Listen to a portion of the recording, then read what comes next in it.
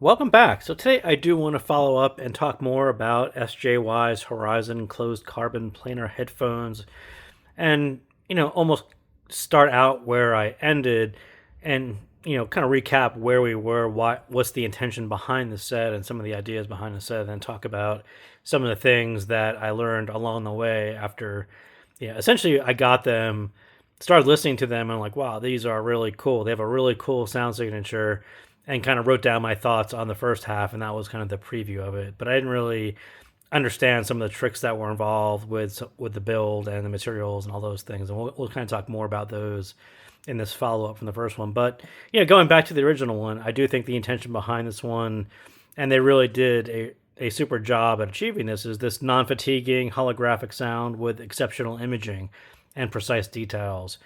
I think that alone is pretty much how I would describe this set.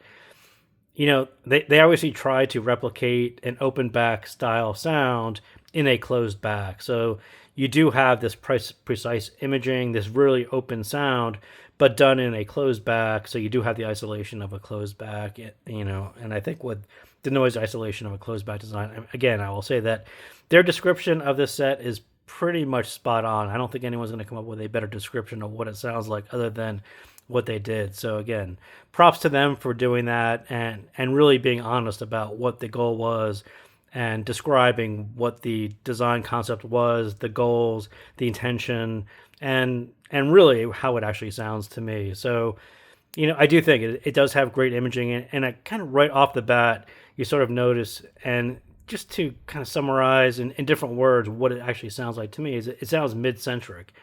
I was listening to Avicii Levels, and Avicii Levels on a very V-shaped set, it's kind of a hype song, right? You've got a lot of energy at both ends, and it kind of brings your energy up. And then when you listen to it on a mid-centric set, you're like, huh, that's quite different. You don't have that high-end boost. You don't have that hype energy at the upper end. The lower end, this one is kind of, that lower end that actually gives you the great imaging isn't that huge sub bass that you might be expecting on a closed back. This is more like an open back style bass, and yeah, it to me it actually sounds a lot more mid-centric than probably anything else. It's just a heavy concentration on imaging right in the mids. You trail off the bass a little bit. You kind of neutral or have a kind of a flat neutral style treble. And what actually comes forward is a very revealing midsection, great for imaging, great for precise details, that spatial imaging that you need for gaming. All those things kind of come through when you bring down the distractions is kind of that's how I would kind of summarize everything that I said last time. And that's kind of exactly what I still feel about Horizon.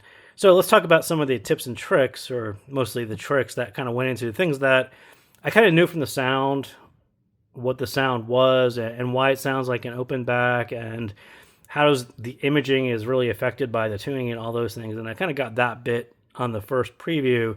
Some of the things that I didn't really research because I just got them at the originally was, so the cups, right? These forged carbon cups right here, which you can kind of see here. I mean, yeah, they definitely look cool, but there was a purpose behind it, and in particular, this material probably matters more than the actual look of it. And the look of it's actually pretty cool too. But forged carbon, reduced vibrations, and some resonance, that unwanted noise that you're going to get at the high end. It sounds very quiet at the high end, but not to over dampen, and it somehow promotes the upper end at the same time. I'm not even going to say kind of where to start as to what it's actually doing. But if you find yourself with a pair of Horizons, just kind of rest your hand along the back of it like that and listen to the difference in the upper end. To me, it sounds like the airiness of it actually goes down. This material is actually promoting something in the upper end. It's probably reducing things at the lower end. There's some magic there to that material, the shape, and all those things that are involved with this forged carbon. Kind of hard to figure out what's going on, but you can start to really experiment with it just by just resting your hand on it and listening to the change in the upper end is where I noticed it. Yeah, really, really cool. But yeah, I think there is some magic behind it, some proprietary magic behind the material and the shape and all of those things. And again, part of that is the angled cups, right? You can kind of see the angle right here. Those do less reflections, more directly into your ear canal sometimes. I'm usually a fan of this style. I think it's a great thing to do on headphones. And these don't have the drastic sound swings due to pad shape for me. Like sometimes this actually has a pretty tight seal and shape right around my ear, so you don't have that much lateral motion. And sometimes with these angled cups, the way they're kind of directional, and then you get a little bit more lateral play with it, the sound can actually go from maybe a recess to a brighter. You can almost do some fine tuning with just a position over the ears. And these, just the way they are a little bit tighter around your ear, there isn't that much play around my ear. So again, I think this shape, the material, the pad shape, the cutout, all of these things were sort of set in stone that this is the best version of these things all put together. And I think part of that is definitely the angled cups. And hard to say whether it's actually less reflections, but I will say it in general, I tend to like angled cups for that reason. And the square shape. So the square shape, square driver, right? You can kind of see these are big squares.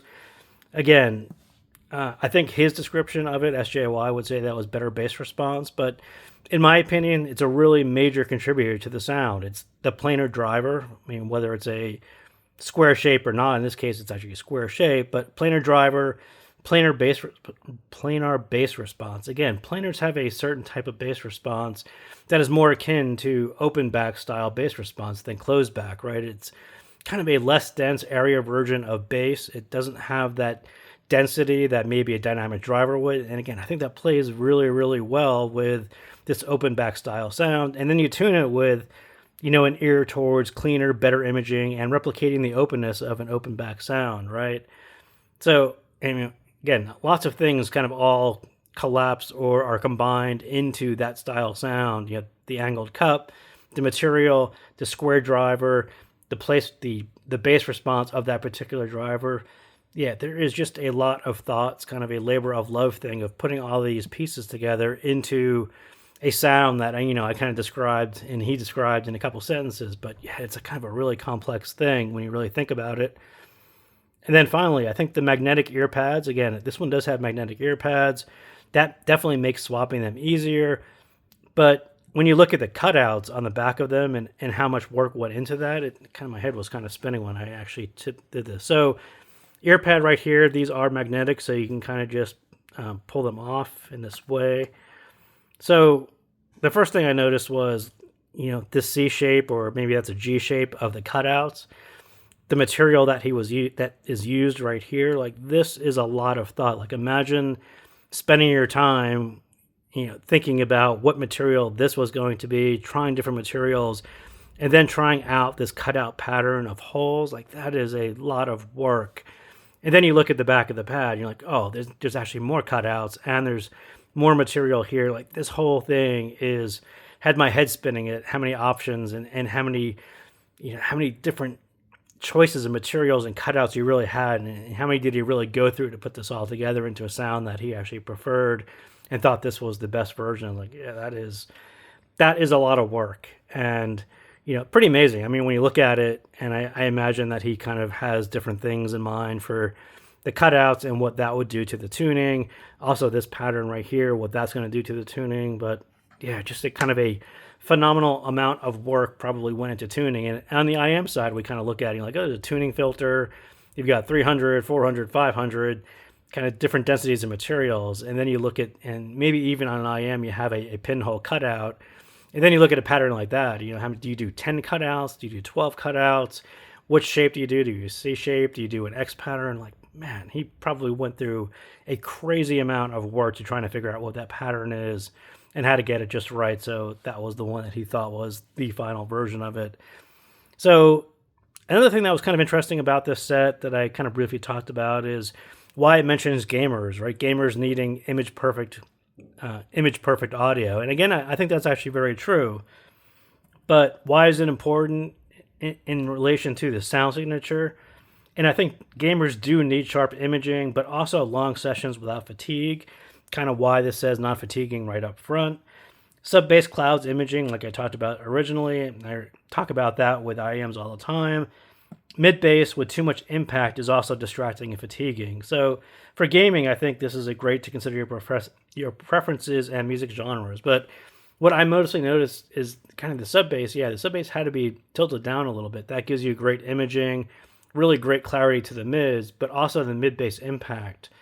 For me, that tends to get fatiguing after a while. It sounds pretty great for music for 10 or 15 minutes, but after a while, that constant impact can become fatiguing.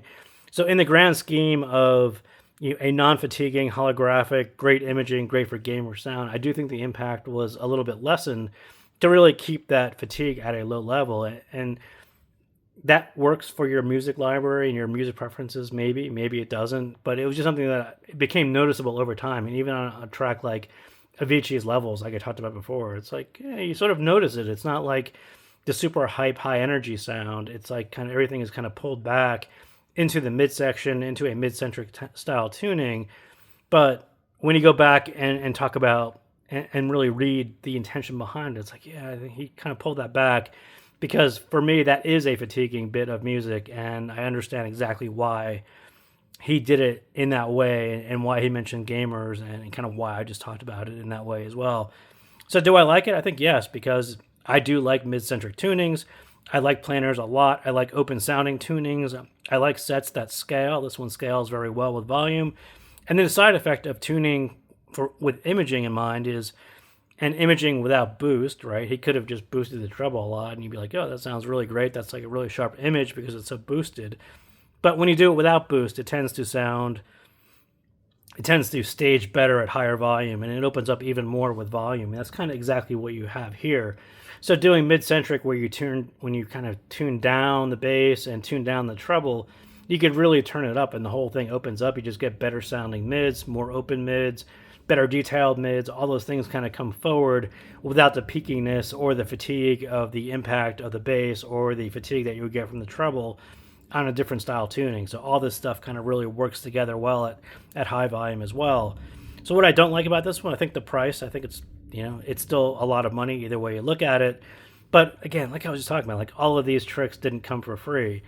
The material and the forged carbon that they used, the amount of time that went into figure out the foam on the back of the pad, the material here on the pad itself, the cutout, like all of these things probably took an enormous amount of time to figure out. And I don't think any of them, none of that is for free. So there was a whole lot of time and investment there to figure out the best setup for these particular sets. And I would say the fit still feels a little bit heavy to me. And I'm not really sure what the answer is as to make it to feel less weighty. But what I would say is that this aluminum frame tends to kind of pull down. And, so what do? So you put more pressure up top up here so these don't feel as weighty. I don't really know if that was going to be the really answer, because the way you listen to it, the way the cup angle is right, the way the pads are right, the way this kind of sits right at the top of your head, I'm not sure what the options were as to get all of these things to line up. I just know that from experience with other headsets where you have these angled cups and you have more movement to it, that becomes problematic. And this is all kind of perfectly baked in the way it should be. So yeah, I'll kind of complain that I wish this was carbon fiber and a little bit less weighty, but I'm not actually sure what the option would have been or what the alternative would have been to this setup and getting all of these perfect things to line up as well as they do. So that is what I got on Horizon closed carbon planar headphones. So thank you guys again for tuning in, and thank you to APOS Audio for letting me borrow this one for a bit. Thank you, and I'll see you next time.